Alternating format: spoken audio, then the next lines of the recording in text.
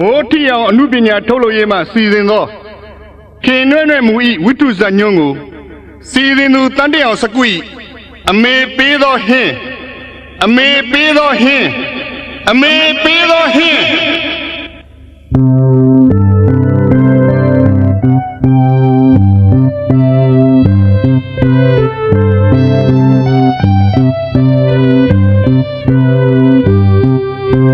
勇敢人生人家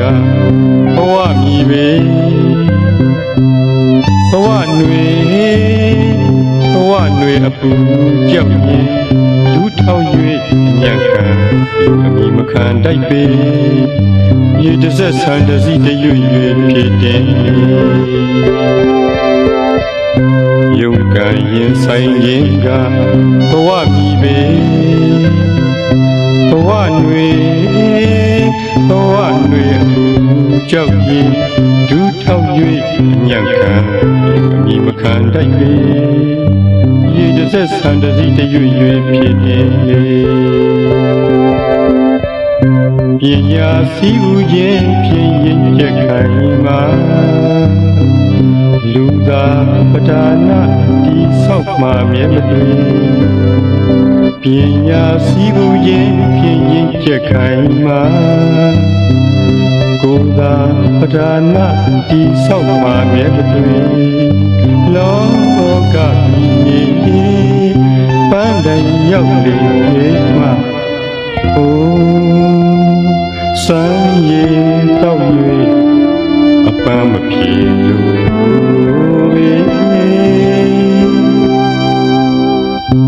ယုံကံရဲ့ဆိုင်ရင်ကဘဝမြည်ပေဘဝຫນွေအပူကြောက်ရင်ဒူးထောက်၍ညံ့ခံ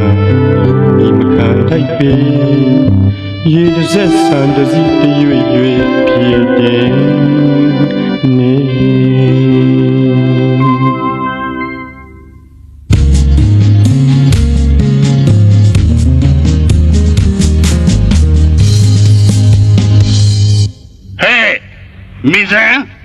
မိစံဒီဟာမဘယ်သွားလေလိုက်နေတာလဲလာပါပြီတော့လာပါပြီကောင်းနေကျောက်အိမ်နောက်ဖေးမှာဟစ်ချက်နေလို့ပါတော့ဒီအချိန်ဟာမင်းလင်အောင်တင်ပြန်တဲ့အချိန်ဆိုတာမသိဘူးလားလင်ပြန်ရင်ကိုလေနဂါလေးလူပြီးတော့ရွာဦးကကြိုရတဲ့အချိန်กว่าတော့အရက်တောက်လာပြီမူးလာရင်အေးမနေနေသမောင်ဟိုဟာမလေးပြန်မရောက်သေးဘူးလားဟုတ်တယ်မရောက်သေးဘူး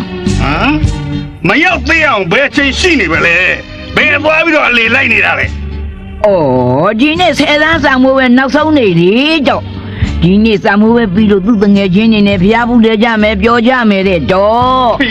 အချိန်တန်ရင်ပြန်ရောက်လာမှာပေါ့တော့သမီးမင်းကလေးမွေးပြီးတော့ပေါ့ပဲနေဟဲ့တနေ့ကြာမှရှယ်တကွဲအကျိုးနေနေအောင်ကြာအောင်းမလေးတော့ကြက်တူရကြော်တော့မေဘောကကဲဆိုတာလိုပဲဟင်းပူးနေလိုက်တာပူရတယ်ကွာပူရတယ်သမီးမူမြင့်ကအရွယ်ရောက်လာပြီလေကွာဟင်းကျောက်ကကိုလာလေဆယ်လမွေးထားတယ်မအေးပါအရင်ကောက်ကြီးပါတော့ငါသိပါတယ်ပထွေးကပထွေးနေရနေပါမအေးကြော်ပြီးသမီးကိုချစ်သားမနေပါနဲ့တော့တော့စေတနာကိုလေသိပါတယ်ကိုအောင်တွေရဲ့ငါရှာကျွေးပြီးငါအုတ်ထိန်မှုလက်အောက်မှာနေ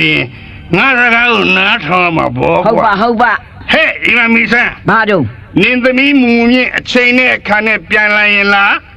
မလာရင်ငါအိမ်မှာလက်မခံဘူးဟဲ့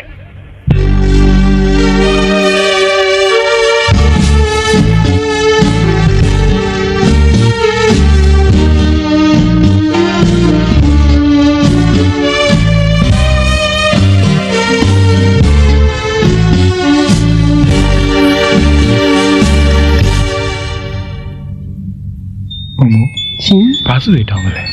မူဘာစုတောင်းတယ်ဆိုတာကိုမိုးစောသိကျင်တယ်ဟုတ်လားသိကျင်တာပေါ့မူရဲ့ဟုတ်လေစမေဝဲကြီးအောင်ပါစေဒီတွေအများကြီးရပါစေစေကောလိတ်ကိုဆက်တက်နိုင်ပြီးတော့ဒေါက်တာမကြီးဖြစ်ပါစေ ဒေါက်တာမကြီးဖြစ်ပြီးတော့မမရဲ့မမေကိုလှုပ်ကြွေးနိုင်တဲ့သူဖြစ်ရပါစေသာလို့ဆုတောင်းတာပေါ့ကိုမိုးရဲ့ ဟုတ်ကိုမိုးစော်နဲ့မမူတို့ပေါင်းအောင်ပါစေသားလို့စုမတောင်းလား ကိုမိုးစောကလည်းဒါတွေကချစ်သူတွေဆုတောင်းနေကြတမယိုးကြဆုတောင်းရုပ်စာကို ဟုတ်တယ်လေမမူရဲ့ဒါကဘာဦးကတမန်ရိုးကြအချစ်စုတောင်းမယ်ဟာဒီနေ့အထိမယိုးနိုင်သေးပါဘူးကွာ ကဲ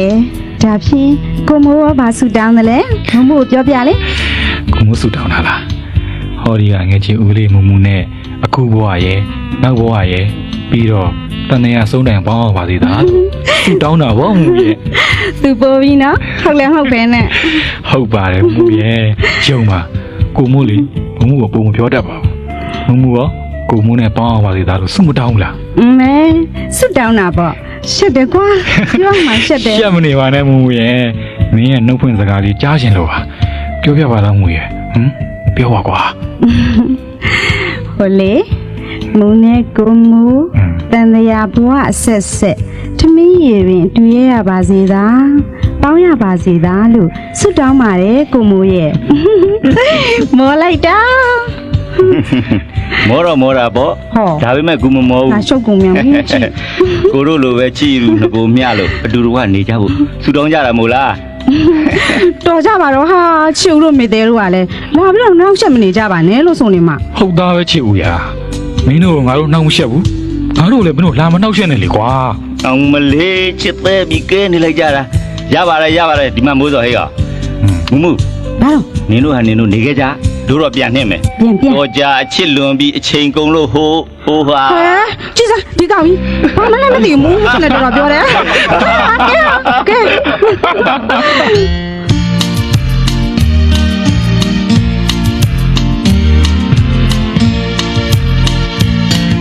နှလုံးသားမှာကိုတွေ့အပြုံးများဝင်ငါတဲ့ချစ်တက်လာပြီကွယ်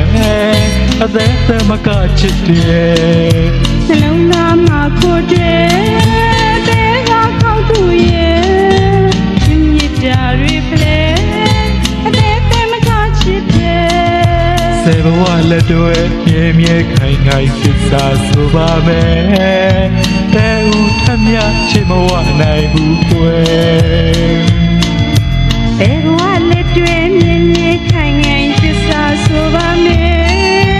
အေးဦးထမရှိမဝနိုင်ဘူးကွယ်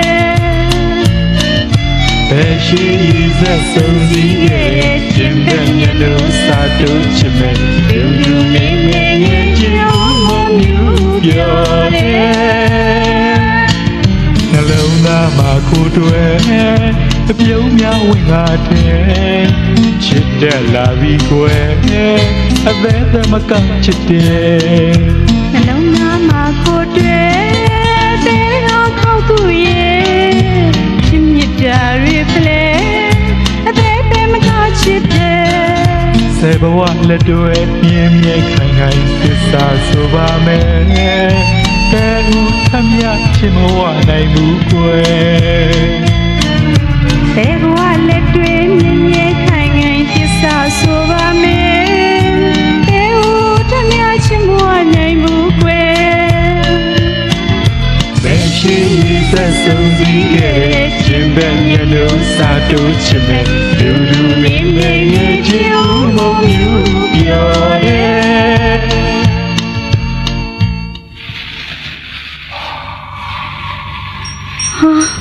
ဒုက္ခပါပဲမိုးတွေရွာလာပြီကိုမိုးရဲ့ ဟုတ်ပါရဲ့မူရဲ့အချိန်ခံဟုတ်ကွာ ဒုက္ခပါပဲအရင်ကကြီးရလဲပါမလာတော့ရွှဲကုန်ပြီကိုမိုးရဲ့ ကဲလာဟိုရှိရတဲတဲတော့ ချမ်းလိုက်တာကိုမိုးရဲ့ မမအင်ကြီးကမိုးရေရွှဲနေတော့ချမ်းပါဗောကဲရောက်ကိုမိုးဆိုင်ကြီးနေလာတယ်အင်ကြီးလဲထားလိုက်ကွာ နေပါစေကိုမိုးရကိုမိုးချမ်းနေမှာပေါ့ ရပါတယ်မမရဲ့ ဟာအင်းချွားမှလည်းရှက်တယ်ကိုမို့ဟိုဘက်လဲလေနော်ကိုမို့ဟိုဘက်လဲလို့ဆိုနေ ရှက်မနေပါနဲ့မမရဲ့တော့ချအေးပန်နေပါဦးမယ် ရှက်လို့ပါဆိုနေမှာပဲကိုမို့ကလည်းတစ်မျိုးကိုမို့ဟိုဘက်ကိုလဲလေအိ အိုးမရဘူးမျက်စိမှာပိတ်ထားရမှာနော် ကဲမြန်မြန်သာအင်ကြီးလဲအောင်မမူရဲ့ကိုမိုးမျက်စိမိတ်ပြီးကြောပေးထားပါမယ်မဖေလဲတော်မူပါရွှေဝတ်လွာအေးတော်မူရင်မူမူပြပါ ကြည့်အဲ့ဒီကိုမိုးကလည်းအရေးတော်နောက်နေပြန်မကြည့်တော့ကဲမျက်စိမိတ်လို့ဆိုကြောဟိုဘက်ကိုလှက်ဒါတင့်တာဝင် တာဝန်ထမ်းဆောင်ရအသင့်တိတ်နှိတ်သုံးတိတ်နှလုံးမိတ်နောက်သို့လှက်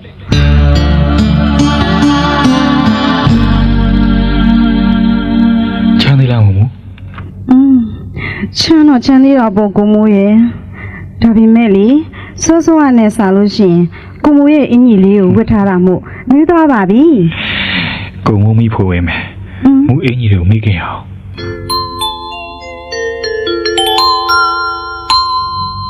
မမူ ရှင်ဟောကိုမိုးကလည်းကွာဘာဖြစ်လို့လူကိုစိုက်ကြည့်နေရတာလဲလို့ မိတော့မိရှင်လေးတွေရှက်တန်းနေတယ်မမူရဲ့မျက်နှာလေးကိုကြည့်ရတာ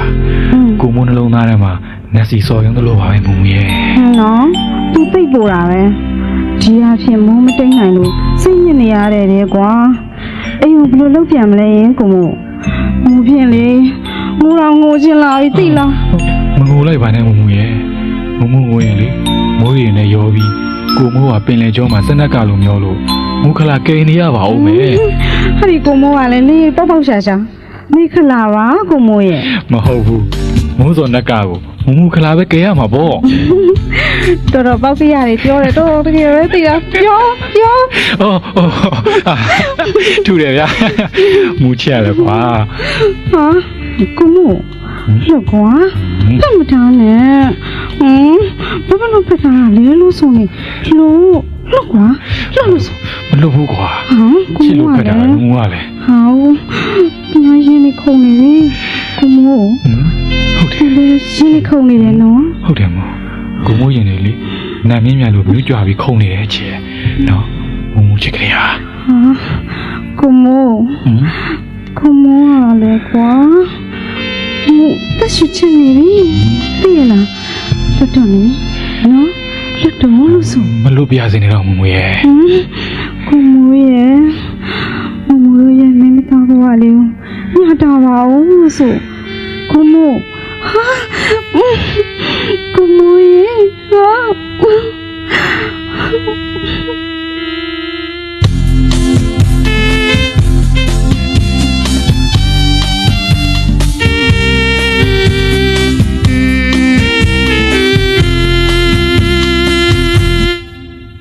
လူကလေးမောင်မိုးစော ဖျားပါ့ မောင်မိုးစောရဲ့တငယ်မလေးနာမည်ကဘယ်လိုခေါ်လဲပေါ့ မမူမြင့်ပါပါ့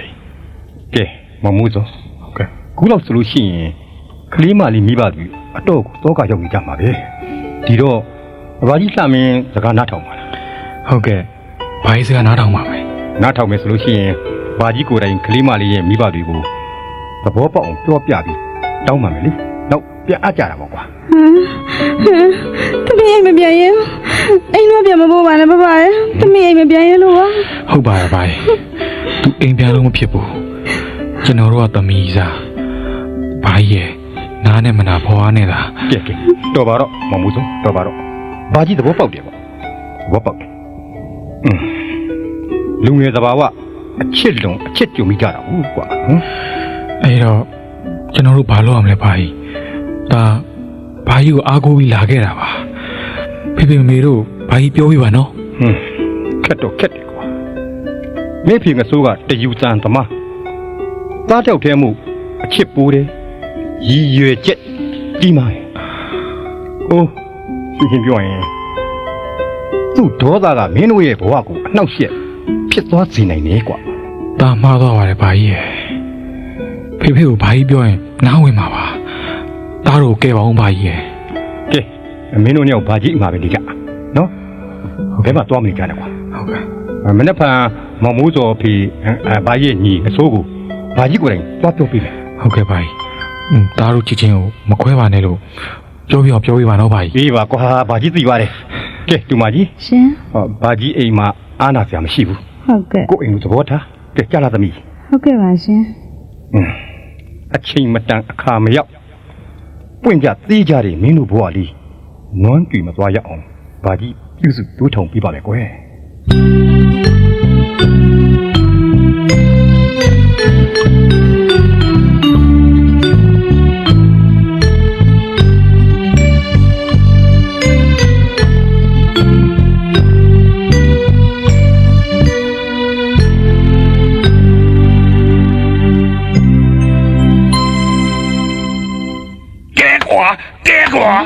这哪里去生活？ ဟုတ်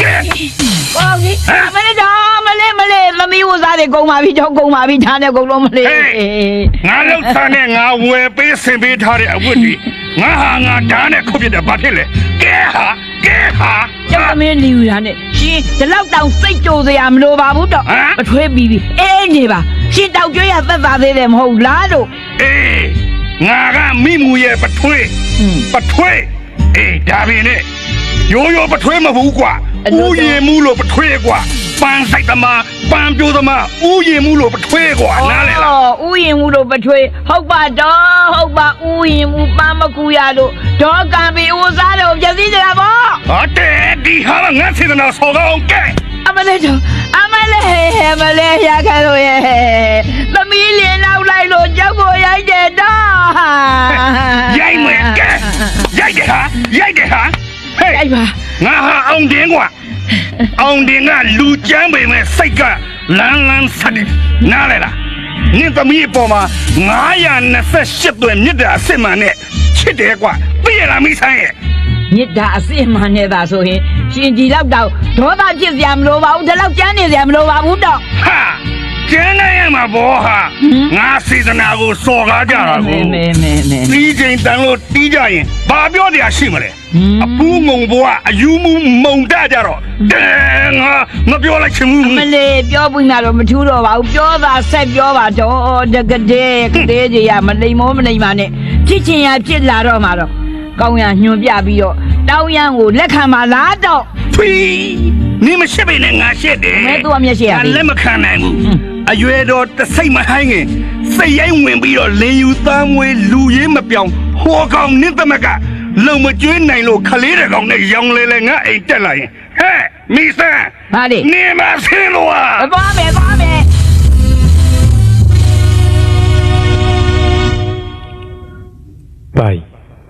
သမီးဘာပြောလိုက်တယ်လဲဘာကြီးလှမင်းထင်တဲ့တိုင်းပါပဲသားရဲ့မိဘကိုကြော်ပြီးတာရောစင်ရှိနေမှာတော့ကိုပြဿနာကိုရှင်းသူတို့နဲ့မပတ်သက်နဲ့တဲ့ အားတော့မမျောလင်းလည်းဖြစ်သွားတာပါဘာကြီးဟာ ဒါတော့ဒါပေါ့ကွာမိဖေငါညီကမင်းကြောင်လေပြောရောမိုးမီးလောင်တော့တာပါပဲမင်းဖေကချစ်လေချစ်တတ်တယ်ပြက်လေပြတ်တယ်တဲ့ဘာကြီးတော့မင်းတို့ကိုလက်ခံထားဖို့မလိုဘူးတဲ့အစိတ်ပင်ရေမလုံးပါနဲ့တဲ့ကွာ ဒုက္ခပါပဲကိုမိုးရဲ့ဒီလိုဆိုရင်မမူတို့ဘယ်လိုလုပ်ကြမလဲယင် မပူပါနဲ့သမီးရဲ့ဘာကြီးတောင်ရှိပါသေးတယ်ဟဲ့မောင်မိုး ဖျားပါကြီး ဘာကြီးရဲ့စိုက်ခင်းလေးတွေကိုလုပ်ကြတာပေါ့ဘာကြီးနဲ့အေးစီစီနေကြကွာ ဘဘရဲ့သမီးတို့ရဲ့ဒုက္ခတွေကိုဘဘကိုလာပေးသလိုဖြစ်နေပါပြီ ဘယ်ဟုတ်မလဲသမီးရဲ့ဘယ်ဟုတ်မလဲကိုတူကိုသားနဲ့ပတ်သက်လာတော့လေသမီးကဘာကြီးရဲ့သမီးပဲပေါ့ ကျေးဇူးပါဘဘရဲ့ ကဲဖြစ်ပြီးသားတွေတွေးပြီးစိတ်ဓာတ်ကြနေတယ်နောင်သာဒီလိုအမှားမျိုးမကြည့်အောင်လို့လိန်မာကြပါကွယ် ဟုတ်ကဲ့ပါဘ တာနာမမအောင်စင်ញင်ကောင်းဘာကြီးရဲ့ သာဓုကွယ်သာဓုအတ္တာဤအတ္တနောနာထောနော်ကိုကကိုအကြောင်းကိုပြုစုစောင့်ရှောက်အားကိုးကြတာပေါ့ကွာနော်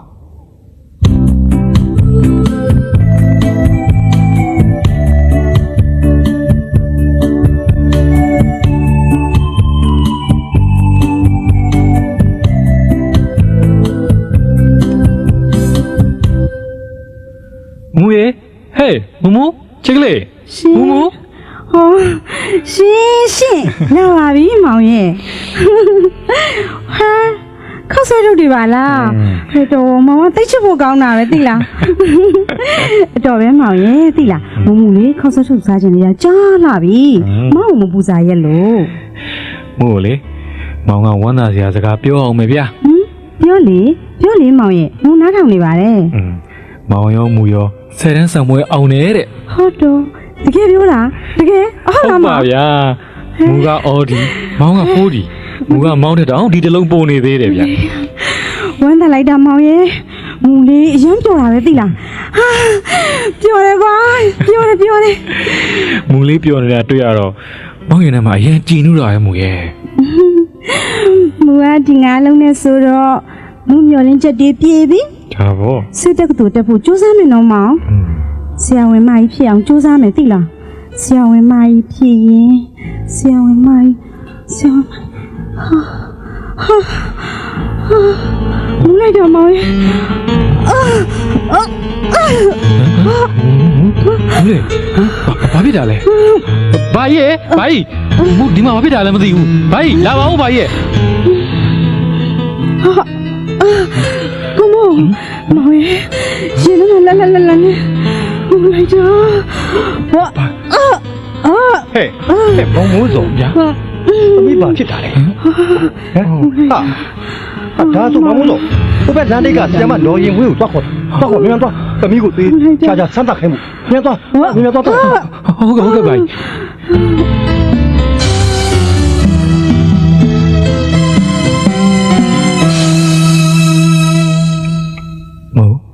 မလေးမူနေကောင်းသွားဗလား ထပ်တာသွားပါပြီမောင်ရဲ့မူဘာဖြစ်တာလဲရင်မောင် ဆီယာမနှုံရင်ဝေးကပြောတယ်ဘာမှဖြစ်တာမဟုတ်ပါဘူးတဲ့ ဟုတ်တော့ မူကဟာရဖြစ်မဲ့အစားအစာတွေကျွေးပါတဲ့နောက်ပြီးတော့အလေးပင်တွေမမပါစေနဲ့လေဗျာ ဟဲဟုတ်လားအဲ့ဒါဘာယောဂလဲမောင် ဘာယောဂမှမဟုတ်ဘူး ကြည့်ဟဲမောင်ဘာလို့ရှင်နေရလဲလို့ပြောလေပြောကွာမောင်ဟာပြောလို့ဆိုနေ မောင်ပြောမှရှက်တယ်မူရ ဟုတ်တော့ तू ကပဲရှက်တယ်ရှိရသေးတယ်မောင်ဘာလို့ရှက်နေရလဲကြည့်မျက်နှာကပြောင်ဆက်ဆက်နေပြောလေ ဒီမဲ့ဆံမွဲအောင်တာတီ၅လုံးမဟုတ်ဘူးဗျာဒီ6လုံးတော့မူရဲ့ ဟဲမောင်တယောက်ကလေပေါက်ပေါက်ရှာရှာလေးပြောပြမင်းကြည့် तू ပဲဒီ၅လုံးပါတယ်ဆိုပြီး ဟုတ်တယ်ကျောင်းဆံမွဲကဒီ၅လုံးဟုတ်တော့ကျောင်းဆံမွဲကဒီ၅လုံးနောက်ဒီတစ်လုံးကဘယ်ကနေရောက်လာလဲလို့ဆို ဟိုလေမောင်စီမူစီမှာမူစီရဲ့ဘာမှလည်းမသိဘူးဘာဖြစ်နေရလဲလို့မောင်ရဲ့မောင်ယူနေပြီလား ဟုတ်တယ်ဗျာယူတင်တယ်မူမောင်ယူတင်တယ်မောင်ယူရမူရဥပိတ်ထဲမှာလေဒီတလုံးရောက်နေပြီတဲ့ဆရာမနှုံရင်ဝင်းကပြောတယ်ဗျာမူမှာကိုဝင်ရှိ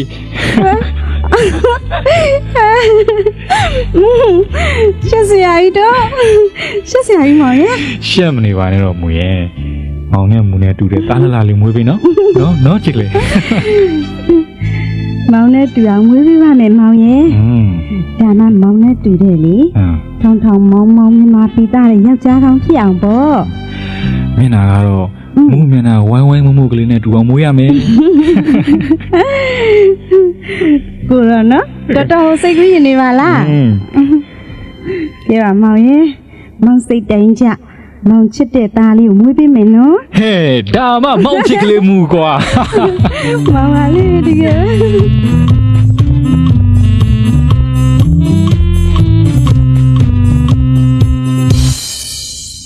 တောက်ဒီရခင်းနဲ့ခေါ်လာတာဘာကြီးခိုင်းစရာရှိလို့လားအတော့ခိုင်းတာမရှိပါဘူးဟိုဘာကြီးစကားပြောကြင်လို့လွတ်လွတ်လပ်လပ်ရှိတဲ့ဒီဂျာခင်းကိုခေါ်လာတာပြောပါဘာကြီးစကားကိုသနာထောင်ပါမယ်အခုဘာကြီးပြောမယ့်စကားကသားဘဝတစ်ခုလုံးအတွက်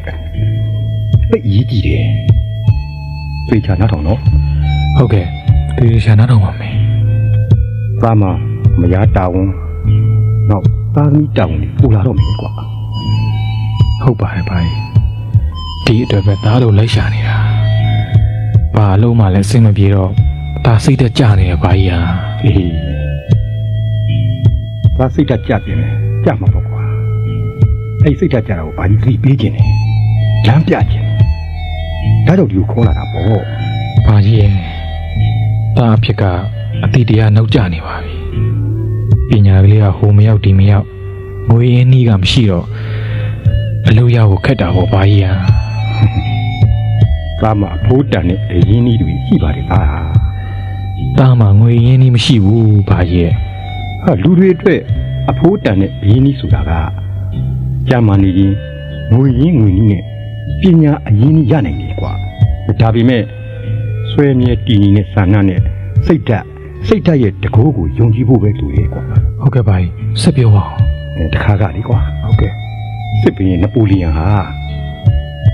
အရီတန်ကိုတိုက်ဖို့တာဝါလူစစ်ပွဲကိုနေဝင်ကန်ကြီးညနောက်ကျသွားတဲ့နပိုလီယန်ဟာစစ်မြေပြင်မှာဒီလိုပြောတယ်ကွာ ဘယ်လိုများပြောလဲပါ ယနေ့အတွက်2 နာရီလောက်အပင်နီမြကြီးကိုတားလို့ရခဲ့ရင်လောကကြီးမှာဘာမှဆိုဖြစ်နိုင်အောင်ကျုပ်ဆွမ်းဆောင်နိုင်ပါတယ်တဲ့ဒါကြောင့်ဝါတာလူစစ်ပွဲမှာနပိုလီယန်ရဲ့ဖုံးမီနီလာအပီးတိုင်ငင်းသွားခဲ့ရတယ်ကွာဒါကြောင့်ပြုတင်တဲ့အရာတွေကိုနောက်မကြဖို့လိုတယ် ဒါဆိုအခွင့်အရေးအတွက်အချိန်ဟာတန်ဖိုးရှိလို့ဆိုလိုတာပေါ့နော်ဗျာ ဒါပေါ့အချိန်ဟာတန်ဖိုးရှိတဲ့အရင်းအနှီးတစ်ခုပဲကွာလူတယောက်ရဲ့တက်တန်းကိုအနှစ်60လို့ထားရင်အိတ်ဆက်တဲ့အချိန်ကနှစ်ပေါင်း20လောက်ကုန်သွားတယ်စားတောက်ခြင်းအတွက်3 နှစ်ကျော်ကုန်မယ် ဟုတ်လားဗျာဘာကြီးကအသေးအချာကိုတွက်ထားတာပဲ နောက်ပြီးတော့သမင်းစားပွဲမှာပွဲရန်အပြောင်းလဲထိုင်ဆောင်တာက6 လလောက်အချိန်ကုန်ပြန်ရော ဒီလိုဆိုပါရဲ့အပျော်ပါးတွက်ကရောဗျာ အပျော်ပါးက9 နှစ်ခွဲအလန်းလျှောက်တာအားကစားတာက6 နှစ်နဲ့9 လကုန်တယ်အဝိစားဝိချိန်က2 နှစ်ခွဲလောက်ကုန်ပြန်ရော ဒါဆိုရင်တသက်လုံးအလုပ်လုပ်တဲ့အချိန်ဘယ်လောက်များရှိတယ်လဲဗျာ လူတယောက်အတွက်ကတော့တစ်သက်မှာအလုပ်လုပ်ဖို့အချိန်ဟာ19 နှစ်ခွဲလောက်ပဲရှိတယ်ဒီတော့ဒါအခုချိန်ကစပြီးဘောအတွက်ကိုအလုပ်လုပ်ပြီးတော့ရတာလုပ်ကွာကြံစီစူးစမ်းသွားရင်တနေ့အောင်မြင်ကြီးဝါလာမှာပေါ့ကွာ ဒါလို့လုပ်ပါမယ်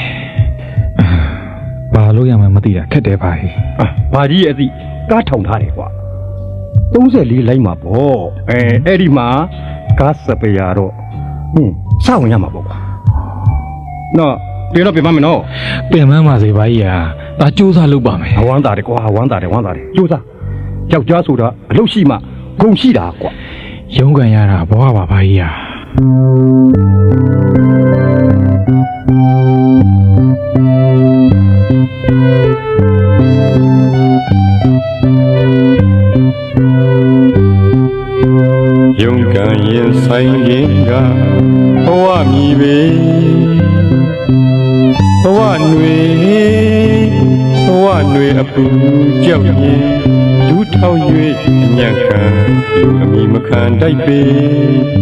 ရေတစ်ဆက်ဆန်တစည်းတရွ၍ဖြစ်တယ်ရုန်းကန်ရင်ဆိုင်ရင်ကဘဝမြည်ပေဘဝຫນွေအပူကြောက်ရင်ဒူးထောက်၍ညံ့ခံအမိမခံတိုက်ပေရေတစ်ဆက်ဆန်တစည်းတရွဖြစ်တယ်ပညာစည်းဘူးခြင်းဖြင့်ရင်ချက်ခိုင်မှာလူသာပဒါနာတိဆောက်မှမြဲမသွေပညာစည်းဘူးခြင်းဖြင့်ရင်ချက်ခိုင်မှာကိုယ်သာပဒါနာတိဆောက်မှမြဲမသွေလောကကြီးပန်းတိုင်ရောက်လေမှအိုးစမ်းရည်တောက်၍အပန်းမပြေလို့ပဲရုပ်ကံရင်ဆိုင်ရင်ကဘဝမြည်ပဲဘဝຫນွေအပူကြောက်ရင်ဒူးထောက်၍ညံ့ခံဒီမခံထိုက်ပေရေတစ်ဆက်ဆန်တစည်းတရွဖြစ်တယ်နေ ခုံပြေနောက်တွင်9ယောက်ဆရာရေးဆွဲ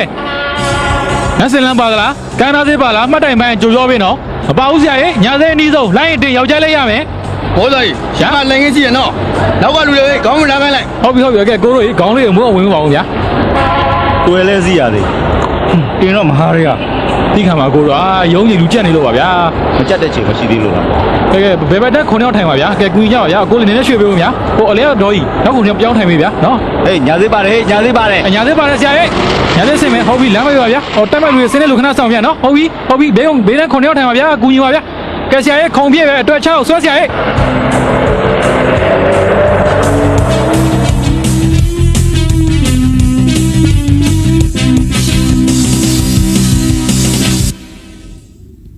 သားလေးရေ ဗျာ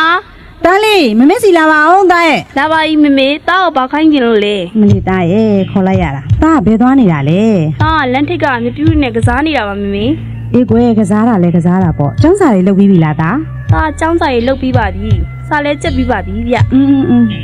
ကျန်းပရက်မှာကျန်းစာတွေကြက်ပြီးမှဆော့ရမယ်နော်သားမမေနဲ့လည်းဝိုင်းကူရမယ်သိလား ကူပါမယ်မေမေရာတားဈေးသားဝယ်ပေးရမှာလား အေးဟုတ်တယ်သားရေလမ်းထိတ်ကကလားဆိုင်ပါလေကျက်တုံက90သားစီက30သားနဲ့ချုံမ9ချက်သားဝယ်ပေးနော်သား ဟုတ်ကဲ့မေမေကြက်သွန်ရဲ့စီရဲ့အဲဘာလဲမေမေ မလီချုံမုတ်ပါသားရဲ့ကဲ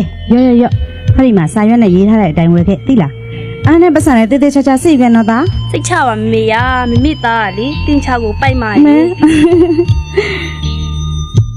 တားចောင်းမှာဆိုတင်ချကိုပထမအမြဲရတာဗျ အမလေးတော့ကိုလူကြားလေးရဲ့ကြွားလိုက်တာပြောမနေနဲ့ ကြွားတာမဟုတ်ဘူးနော်မေမေနဲ့တူလို့ပါ ဟုတ်တော့မမေနဲ့တူလို့ဘာတူရလဲသားရဲ့စတော့တာတူလား ကြွားတာတူတာကြွားတာတူတာ ဟမ်လူလေလေး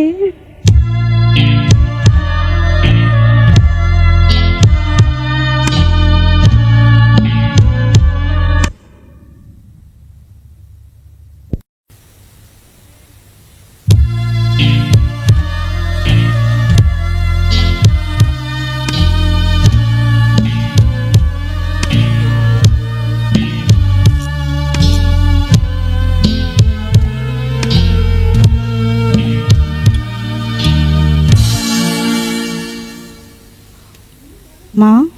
ဒီနေ့ကားပြက်ပြန်ပြီလားယင် မဟုတ်ဘူး မောင်ကလည်းမတုံမလုံးနဲ့ပါလားဘာဒီလဲမောင်ရဲ့မမဖြစ်နားမလဲတော့ မူရဲ့မမေးပါနဲ့ကွာမောင်ကွာစိတ်ညစ်တယ်ကွာ ဟုတ်တော့မောင်ရဲ့ကားပြက်တာများစိတ်ညစ်စရာလားလို့ ဟုတ်ဘူးမောင်မို့လိန်ထားတာ ဟုတ်တော့ ကားပြတ်တာမဟုတ်ဘူးကွာ ကားမပြက်ရင်ဘာဖြစ်တာလဲမောင် ကားပန်ရှင်ကိုချိုကသူကားရောင်းလိုက်တယ်ကွာ ဟဲကားရလိုက်တယ်ကြာပြီလားမောင်ဒါဆိုလို့ရှိရင်မောင်ပေးနေတဲ့ပတ်စံတွေက ကြာပြီတလားလောက်ရှိတော့မယ် ဟမ် မို့ကိုပေးနေတဲ့ပတ်စံကတခြားကားတွေမှာလူလို့ရင်ခောက်ကြီးနဲ့ဝင်လို့ရတဲ့ငွေလေ ဩဒါများမောင်ရဲ့စိတ်ညစ်နေရတယ်လို့အလုံးမရှိတော့လဲချွေးထားသုံးတာပေါ့ မို့ ရှင် မောင်လုံးမရှိတာဘာလည်းမသိပါစေနဲ့ကွာ အင်းမောင်ရဲ့မသိစေရပါဘူးကဲမောင်လောက်ပါလို့ရှိရင်အိမ်မနာမမူလုံးမယ်သိလား ဘာမို့ဘာတွေလုပ်မှလဲ မလီမောင်ရဲ့မမူလုံးမှလို့ပြောရုံလေးရှိသေးတယ်ပြူလိုက်တဲ့မျက်လုံးကြီးကဈေးခွက်ကြီးလိုပဲတော့ မို့ကဘာတွေလုပ်ဖို့စီစဉ်ထားလို့လဲမောင်ပြောပါဦးမို့ရဲ့ ဒီလိုလေးမောင်ရဲ့စားသောက်ဆိုင်တစ်ခုခုမှာတချင်းသွားဆိုမယ်လေ ဟာ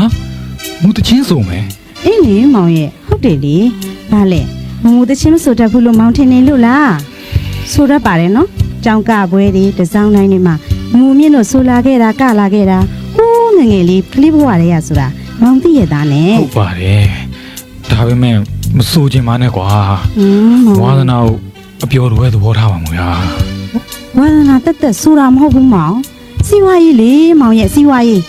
ဟုတ်ဗလန်မိခိုင်တို့သူစားတို့ဆိုကားနဲ့တိုက်နဲ့ဖြစ်နေပြီမောင်ရဲ့နားကလည်းရတယ်ပန်းကုန်းကြီးတွေလည်းရတယ်တညဆိုရင်လေ9000ဆိုလဲဟုတ်1000ဆိုလဲဟုတ်ကဲဘလောက်အားကြဖို့ကောင်းလဲမောင် စိန်မောကအမှုပညာစိန်မောမှာပဲခန့်ခန့်နေတဲ့ရှိနေစေချင်တယ်ကွာ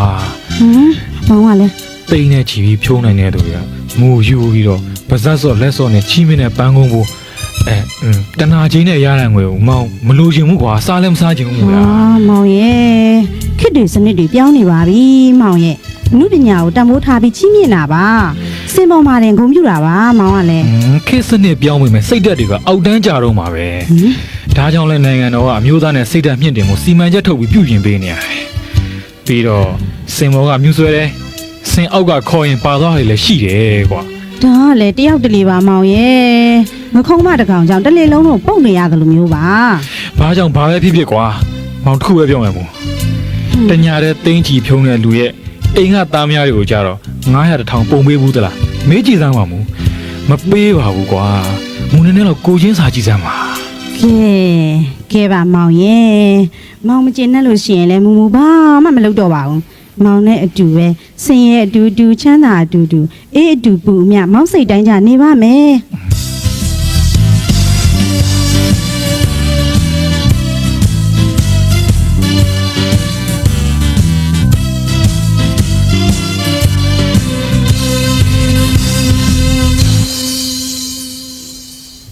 ဟဲ့ကောင်မိုးစော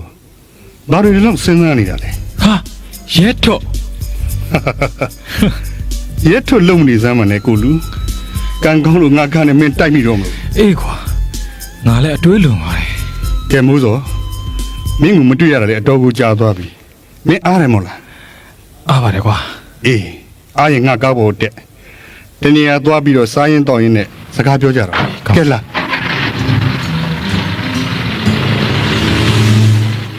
ကဲဘာစားမလဲဘာတော့မလဲ တခုခုတော့မှာကွာငါဘာမှမတော့ချင် ဟာမတော့ချင်ဘူးလုံမနေစမ်းမနဲ့အပြင်းမတော့ချင်ဘီယာတော့တော့ကွာ ကဲဒါဆိုလည်းမင်းသဘောပဲကွာ အေးမန်ဘီယာလေးလုံးဘလက်လေးပဲတစ်လုံးပေးအော်နေကွာဟိုစားစရာအော်ဟေးဟိုဝက်စလူးရဲ့ကြက်ကုန်းမောင်ရဲ့ငရမီရဲ့ကွာအဲ့ဒါပေး ဟုတ်ကဲ့ဆရာ ဟဲ့မိုးစောနင်ဘာဖြစ်နေတာလဲနိုင်လာကြည့်လားကွာ အေးငါမှအလုပ်ကအဆင်ပြေဖြစ်နေလို့ကွာ မင်းမလည်းအမြဲတမ်းကိုအစင်မပြေဖြစ်နေတော့တာပဲ ဆရာမှာထားတဲ့စားစရာနဲ့ဝီစကီဘီယာရပါပြီဆရာ အေးထားခဲ့ကွာထားခဲ့ ဟုတ်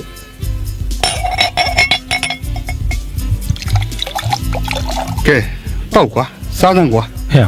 ငါရင်မတော့ဘူးတော့ရဲတော့ဘီယာပဲတောင်း အေးကဲဒီလိုဆိုလဲမင်းကြိုက်တာလို့ကွာစားစမ်းမှာကွာဟေးကွာ အေးပါ မင်းကိုမပြုတ်စုရတာငါအခုကြုံတော့အားရပါရမင်းဝါအောင်လားစားအော်ဒါနဲ့မူမူတို့ကနေကောင်းရလားကလေးတွေပါရပြီလား အေးတားလေးတယောက်ရနေပြီကွာမုံမူလည်းနေကောင်းပါလေ နေသမောင်ကွာမင်းကားမောင်းတက်လား မောင်းတက်တယ်ကွာအော်တီလိုက်စင်အောင်ရထားပြီကွာ ဟာဒါဆိုရင်ဒီလိုလုပ်ကွာငါကုမ္ပဏီမှာမင်းကားလာမောင်းလိုက်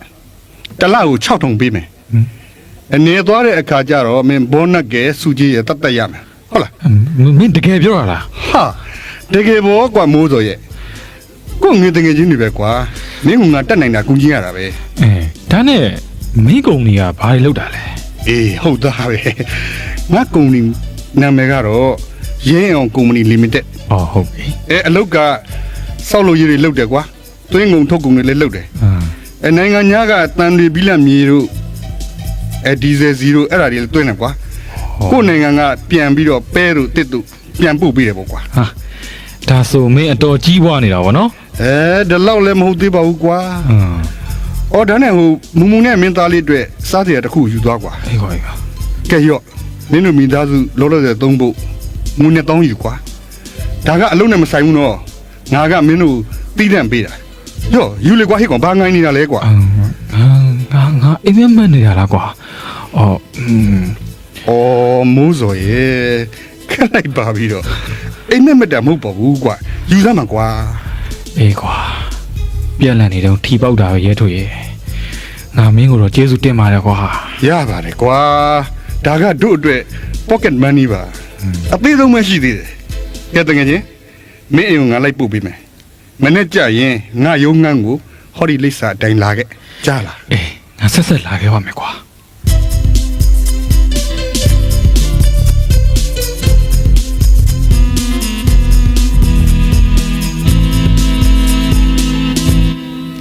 ကဲလာသမီး ဟုတ်ကဲ့ ဒါငါမီးလေးလားအိုးအတော်တောက်ကြီးနေမှာပဲငါမီးနာမည်က မမုံမြင့်ပါမေမေ ဩအေး ဒါ ဒါသားရဲ့ဖွားဖွားလေဖွားဖွားဆန်း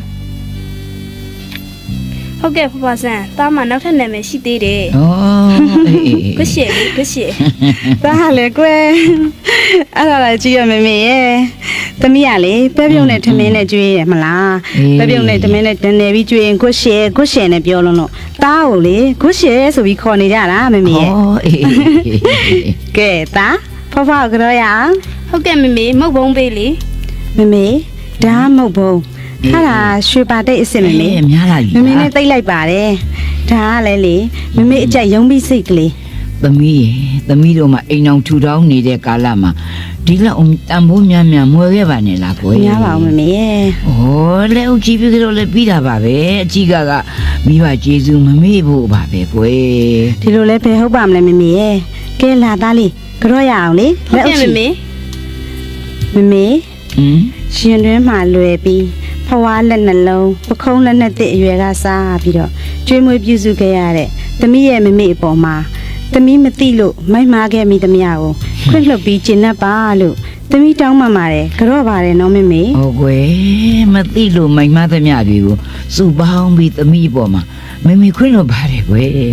မိဘကိုလေပူဇော်ကြရတဲ့အကျိုးအားကြောင့်သမီးတို့မိသားစုရသက်တိုင်ဦးမကွဲတိုက်မပြက်ပေါင်းမဲ့နိုင်လို့စီးပွားရေးဒီလာတိုးတဲ့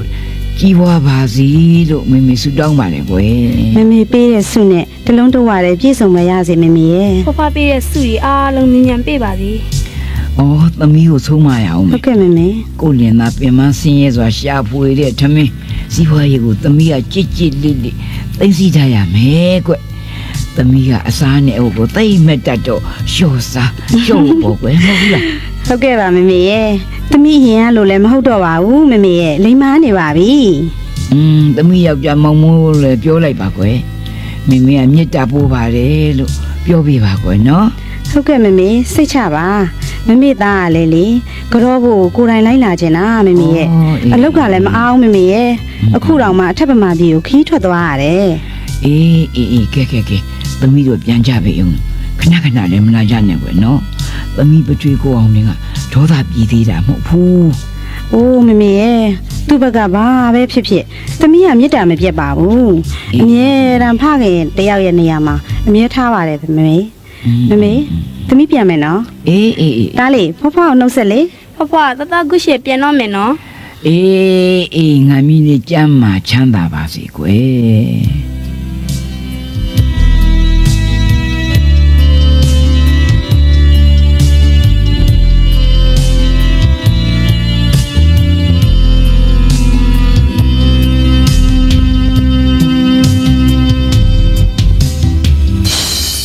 မိုးစော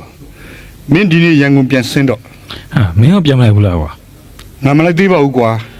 ဒီမှာအလုပ်ကိစ္စတွေမပြတ်သေးဘူးကွာအေးမိုးစော ဘာလဲပြောလေကွာ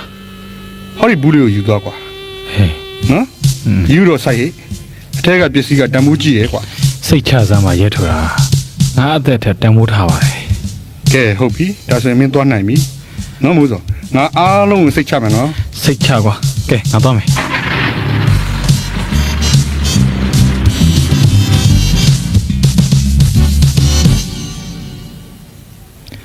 ဒီတစ်ခေါက်ရန်ကုန်ပြန်ရောက်ရင်ခွင့်9ရက်လောက်ယူတာနဲ့မူတို့ကိုခေါ်ပြီးလက်ညင်ကြောက်တန်းဖျားဦးသွားအောင်ပါပဲ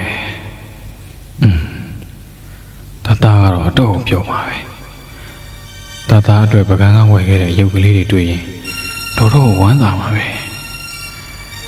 တာမျိုးနဲ့ဖိမှုပြန်လာပါပြီကွာမုံချစ်ကလေးလည်းမျောရင်းတန်းတာလွမ်းရတော့မယ်ဟမ်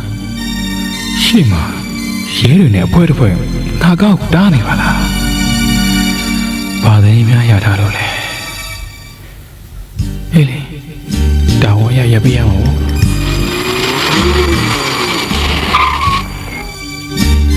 ကျေးဇူးပြုပြီးကားနောက်ပုံဖွင့်ပေးပါ ဟုတ်ကဲ့ဖွင့်ပေးပါမယ် ဘယ်ကလာတာလဲဘယ်သွားမှာလဲ ကျွန်တော်ပကံကလာတာပါဟိုရန်ကုန်ပြန်မလို့ပါ တာဝန်ရသတင်းပေးတစ်ခုကြောင့်ရှာတာပါစိတ်မရှိပါနဲ့နော်နော် ရပါတယ်ဗျာတိုင်းမီတွေလောက်တာပဲဗျာကျွန်တော်တို့ပြည်သူတွေကနားလဲသဘောပေါက်ပြီးကူညီရမှာပါ ဆရာနောက်ဘုံထဲမှာလေထူးထူးခြားခြားဘာမှမတွေ့ဘူးဆရာ အေးဩနောင်ကြီးကားဟိုနောက်ထိုင်ကုန်ပေါ်ကဘူးဖွင့်ပြပါလားဗျာ ရပါတယ်ကျွန်တော်ဖွင့်ပြပါမယ် နားစင်ရ ရတနာနဲ့ရှေးဟောင်းပစ္စည်းတွေနန်းစင်ရတနာတွေပါလားဒါကနောင်ကြီးပစ္စည်းတွေမဟုတ်လား မဟုတ်ဘူး ဘာလို့ဖို့လဲ ရဲထုံငါ့ကိုဘာမှလည်းသိမပေးပါလားငါဘယ်လိုပြောရမလဲ ပြောတော်ကြီးခင်ဗျားပစ္စည်းတွေမဟုတ်လား ဟုတ်ပါလေဗျာ ဒါနဲ့နောင်ကြီးနာမည်ဘယ်လိုခေါ်လဲ မိုးစောပါ ဒီပစ္စည်းတွေကအကြောင်းမဲ့လက်ဝယ်ထားပိုင်ခွင့်မရှိဘူးဆိုတာသိတယ်မဟုတ်လား မသိလို့ပါဗျာ ကျုပ်တို့သတင်းရထားလို့စောင့်နေရတာ3ရက်ရှိပြီဆိုးတာကတစ်ဖွဲ့နဲ့တစ်ဖွဲ့အလဲလဲလုံးကြရင်ပြစ်ကြခတ်ကြတိုက်ကြလို့လူတစ်ယောက်သေးသွားခဲ့တယ် ဗျာဒါတွေကျွန်တော်မသိပါဘူး ဖြစ်နိုင်ပါလေနောက်ဆုံးဒီရတနာနဲ့ရှေးအောင်ပစ္စည်းတွေကိုရယူသွားတဲ့လူကဦးရဲထိုးလို့သတင်းရထားတယ်အဲ့လူကိုမကြခင်ဖမ်းမိမှာပါကဲဟေ့ရှာဖွေပုံစံဖွင့်ဟုတ်ပြီးတော့နောင်ကြီးကျွန်တော်တို့ရဲတပ်ဖွဲ့ကိုလိုက်ခဲ့ ဗျာဒါကျွန်တော်နဲ့မဆိုင်ပါဘူးကျွန်တော်ကဘာမှမသိပါဘူးကျွန်တော်မဖမ်းကြပါနဲ့ဗျာ ခင်ဗျားလက်ဝယ်မှာပစ္စည်းတွေနဲ့တွေ့နေတော့လှုပ်ပေးလို့ဘယ်ဖြစ်မလဲကဲလားတရားရုံးကြမှာခင်ဗျားရှင်းတာဝန်အရတော့ကျုပ်ကဖမ်းရမှာပဲ ဗျာ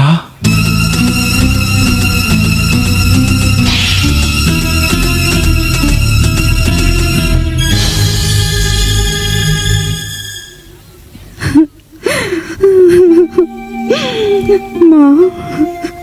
ပြမပြရလေးမောင်ရဲ့မောင်ဒီလိုဖြစ်နေ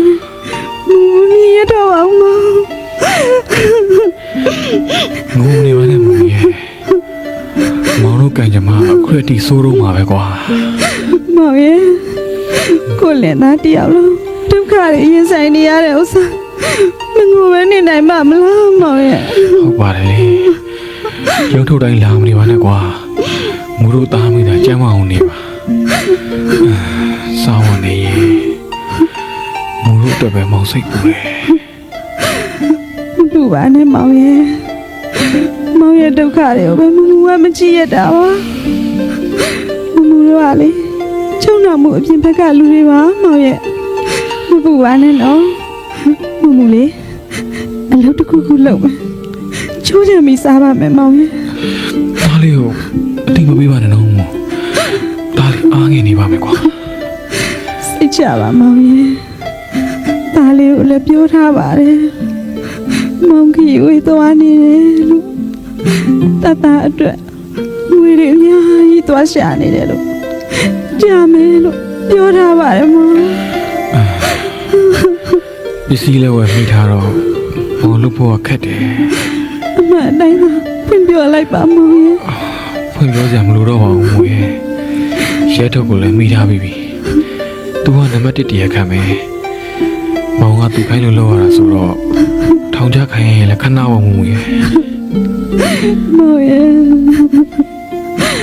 အပြစ်တဲ့အကြခံလို့ရှိရင်အမြဲဆုံးပြန်ပြီးလွတ်မြောက်နိုင်ပါစေလို့မမှုစွတ်တောင်းပေးနေပါမယ် ဘဝကံအဟောင်းကမကောင်းတဲ့ကျင်မာဝတ်တွေရှိသမျှကုန်ပါစေတော့လို့မောင်နေ့စဉ်ဆူတောင်းနေပါတယ်မို့ကဲအချိန်လည်းမရှိတော့ဘူးပြန်တော့နော် ဟုတ်ကဲ့ပါမောင်ရဲ့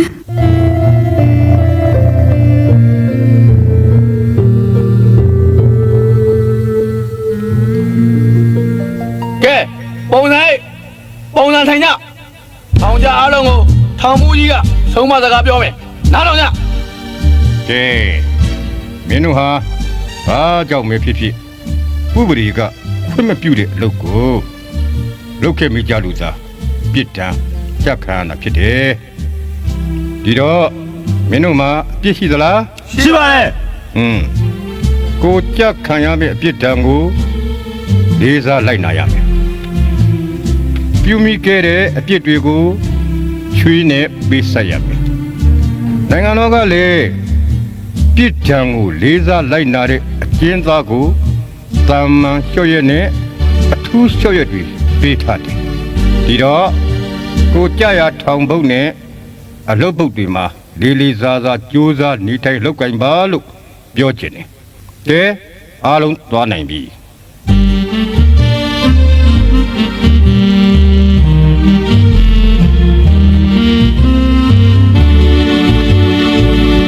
ဟာအလျောက်မလား ဒါလေထိုင်ဟာ မမူရဲ့ဝါဖင်းနီနိုမိသားစုအပြေကိုကြားလာစင်ကောဘူး အိုးဖြစ်လာတော့လေဘာတတ်နိုင်မှာတော့ဟာကံပေါ့ လာတယ်မဆန်းဆန်းဒီကလာဆန်းဆန်းဘပုံချလေမို့တော့အပြေကကျုံဝဲလာလို့အစ်စ်ပါလာမျိုး ဟုတ်ပါဟဲ့ မမူ ဟေး အင်ဒိုဆာဖိုဝဖို့ဘီလိုလို့လေ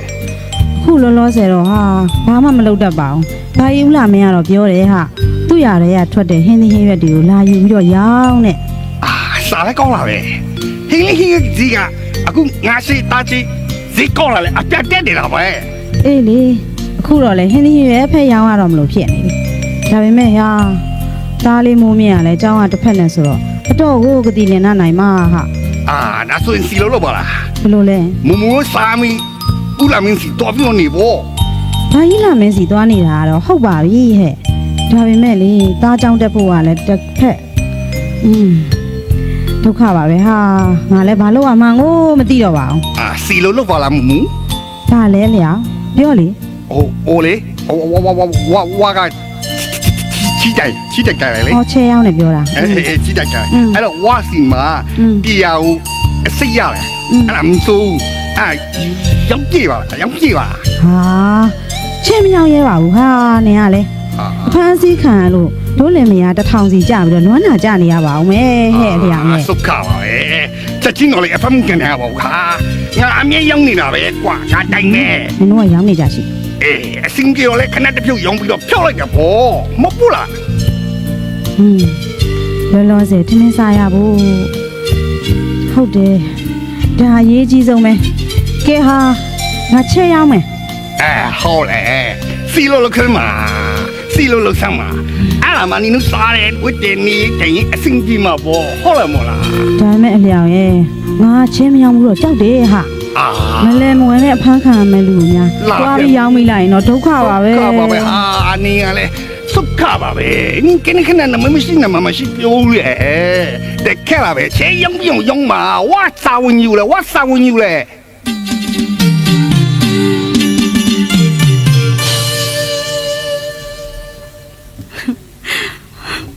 ဖြစ်မှာဖြစ်ရလေအစိုးရအဖြစ်တယ်နဲ့မကင်းတဲ့ချဲကိုဟိုမှာကြင်ရောက်ရလူအေး သမီးမပါအမေဝိုင်းရခက်လို့စီဝါရေးဖြစ်လာလိုက်မိတာပါမေမေ အေးအရင်လိုလားကိုလိုက်ရတယ်သမီးရဲ့သမာအာဇီဝအလုပ်တွေလောကကြီးမှာတပုံကြီးပါပဲသမီးရဲ့မရှိစားနဲ့စားလည်းရပါတယ်ဘာမှအပြစ်မဖြစ်ပါဘူးသမီးရဲ့ ဟုတ်ပါတယ်မေမေရဲ့သမီးစီဝါရေးကိုဖြက်လန်းလိုက်မိလို့အရာရာလုံးမိကိုင်းမိပါလို့ဒီလိုအဖြစ်မျိုးဖြစ်ရတာပါမေမေ အေးခုတော့သူမိသားစုလုံးဒုက္ခဖြစ်ကြတာပေါ့အေးလေဖြစ်ရဘွားမှာဘာကျင်းပါတော့သမီးရဲ့သားလေးကိုလည်းမိမိလေးကိုလေမိခေါ်ထားတယ်ကဲသမီးကြော်ဟောဒီမှာငပွေချောင်းနဲ့အသားကြော်လေး အတော်ပါပဲမေမေရဲ့ထောင်ထဲမှာလဲထမင်းဆိုတာအဖြစ်ပဲကြွေတာမေမေရဲ့ ဟေးထောင်ဆိုတာအပြစ်ရှိတဲ့သူတွေကိုဟေးထောင်ဆိုတာအပြစ်ရှိတဲ့သူတွေအတွက်ပြုပြင်ပေးတဲ့ကျောင်းတော်ကြီးပေါ့သမီးရဲ့ရွေးတာလေးနဲ့အားရပြအောင်စားရတယ်သမီးရဲ့ ဆန်လဲကျန်းငပိတဆုပ်ချမောင်ရေလုံးပြုံးနေပါမေမေရဲ့ အော်သမီးရဲ့တသက်လုံးရတာတဏှာစားလာတဲ့ရှားရဲ့အရသာကိုအလိုမလိုက်ပဲအသိစိတ်နဲ့ဆင်းရဲလိုက်စားမှသမီးရဲ့သမီးကိုလေငွေမွေးတော့ကဘဝတဲ့နှလုံးပခုံးနဲ့တဲ့ဘဝမှာထမင်းကိုလေစားလေးနဲ့အမေခရင်းကကစီနှစ်နဲ့ဝါပြီးခွန်ကျွေးခဲ့တယ်လေအမေခရင်းကကစီနှစ်နဲ့မြစ်တာဟင်းတစ်ခွက်ကိုတန်တာပြီးတော့သာစားပါသမီးရဲ့ ဟုတ်ပါတယ်မေမေရဲ့မေမေဝါခွန်ခဲ့တဲ့ဝါဘတ်တော်ကစီနှစ်နဲ့တော့မှသမီးလူဖြစ်လာရသေးတာပဲ အေးပေါ့ တက်ရှိတင်ရှားလူလားမြောက်နေပြီဖြစ်တဲ့ဘဝမှာရတာတဏှာကိုချိုးချံပြုတ်ပြင်ပြီးဘဝပေးချင်နေကိုအောင်မြင်အောင်ရင်ဆိုင်မမယ်မေမေရဲ့ သာရုခွဲသာရုသမီးနဲ့သာရုအနောက်အခွဲကမြန်လုတ်ပြနိုင်ပါစေကိုယ် ပေးတဲ့ဆုနဲ့ပြည့်ရပါစေမေမေရဲ့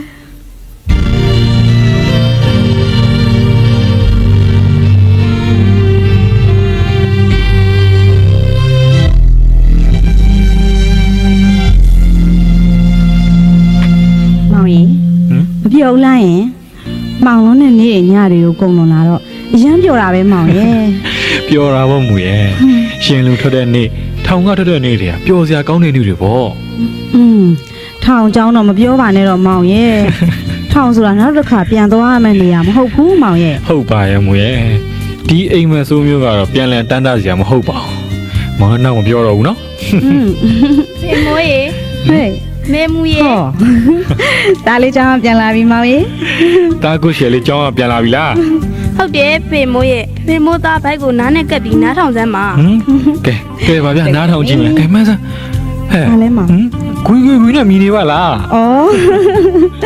ဩဒါသမင်းစားလာနဲ့တူရဲ့မောင်ရဲ့ စားပြီးပေါ့မူရဲ့ကဲတားနဲ့အတူ စားတော့လေ မောင်တို့တွေလက်ရည်ပြင်းနဲ့ထမင်းစားကြအောင်ပြင်းတော့ပါ စင်းနေမှာပဲမောင်ရဲ့ ဟင်းနေကလည်းစုံလို့ပါလား ဟုတ်ပါရှင်ဟုတ်ပါဟဲ့ဒီဥစ္စာသားလေးအကြိုက်ညာပဲကြီးနှက်ဒီဥစ္စာမောင်အကြိုက်ဝတ်သားအချိုချက်ကလေးနဲ့ချင်မောင်လက်ချဟင်းကြိုလေးမှာ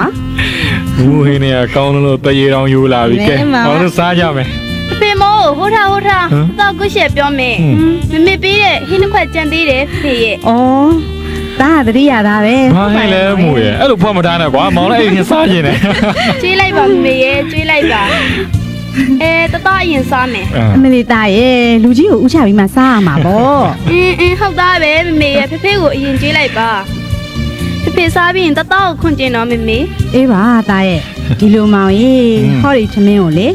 စားလေးတစ်ပွင့်နှစ်ပွင့်နဲ့ဟဲ့ဒီလိုနဲပြီးတော့ဝါလိုက်တော့အမေရဲ့အာကတွင်ကဂစီနှစ်နဲ့ရောပြီးဟင်းတစ်ခွက်ဖြစ်သွားတယ်လေမောင်ရဲ့အမေပေးတဲ့ဟင်းပေါ့မောင်ရဲ့ရော့ ကောင်းပါဗျာကောင်းပါမူပေးတဲ့ဟင်းအမေပေးတဲ့ဟင်းကတော့ကောင်းဗျာ ဒါလေးလဲဟာလေးမမေခွန်ပေးမယ်ဒါလေးစားလေး ခွန်မမမေရဲ့တတစားကျင်လာပြီ ကြည့်ဒီကတော့ပိုးရမှာ ကောင်းတယ်မမေပေးတဲ့ဟင်းနဲ့စားရတာလေဗလာရီတက်လာပြီဗျ တာလေးကိုရှယ်ရတော့ကွာတနေ့တခြားချစ်စရာကောင်းနေဗျာ ဟုတ်ပါမောင်ရဲ့ဟုတ်ပါလူလေးလုံးဝလုံး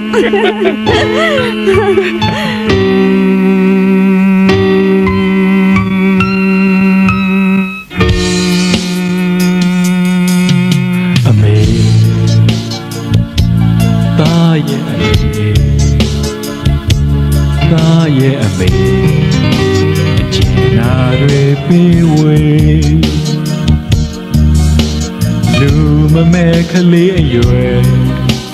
တေးစားလို့ဆိုအေးမြတို့ကျူ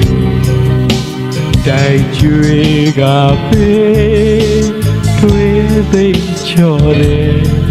မေမေဝါလွင်ပြင်လာမရအောင်လေး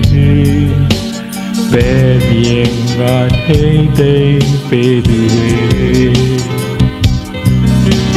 ရေမို့တောင်မကလောက်အောင်ကျေးဇူးရှင်အမေဝါအလားတွေဖန်ပေးသူတွေ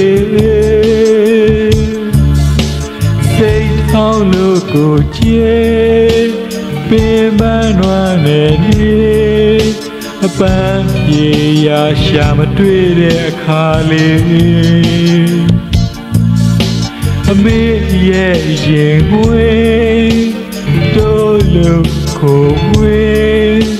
စမ်းရည်ပမာအမေမြေတာရဲ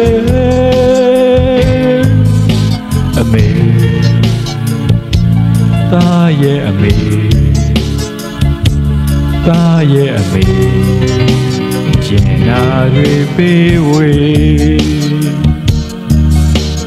လူမမဲကလေးအရွယ်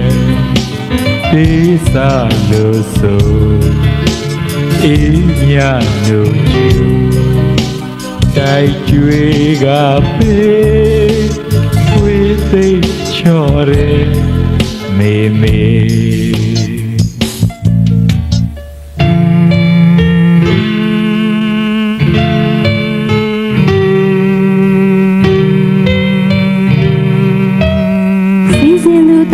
စခုစီစဉ်တင်ဆက်တော့အမေပေးသောဟင်းအတန်ဆက်လန်းတွင်ပါဝင်သရုပ်ဆောင်ကြသူများမှာရုပ်ရှင်မင်းသမီးကြီးအကယ်ဒမီဒေါ်မေနွဲ့ ဗီဒီယိုရုပ်ရှင်မင်းသားမိုးစော်ကိုဗီဒီယိုရုပ်ရှင်မင်းသမီးမူမူမြင့်ရှင်လင်္ကာဒီပချစ်သူလှမင်းထက်သေးသမားကျော်ဝင်းအောင်လူငယ်ကြည်တိုက်ကလေးပြုံးဆောင်သူစားထက်တို့ဖြစ်ကြပါတယ်ဇက်ဝင်တေးကိုဂီတစာဆိုးမောင်ဆွေမွန်နဲ့တန်းတင်အောင်စကူတို့ကစီစဉ်ရေးသားပြီးမိုးစော်ကိုနဲ့မူမူမြင့်ရှိန်တို့ကဂီတမှုစမ်းမရတင်မောင်ကြီးနဲ့တွဲဖက်သည်ဆိုပေးထားပါတယ်ရှင်အတန်ကိုတိုတိုမော့စတူဒီယိုကတာဝန်ယူပြီးညမြင့်စုတေးတန်သွင်းမှတပီလုံးဖြန့်ချီဖြစ်ပါတယ်ရှင်ကျေးဇူးတင်ပါတယ်ရှင်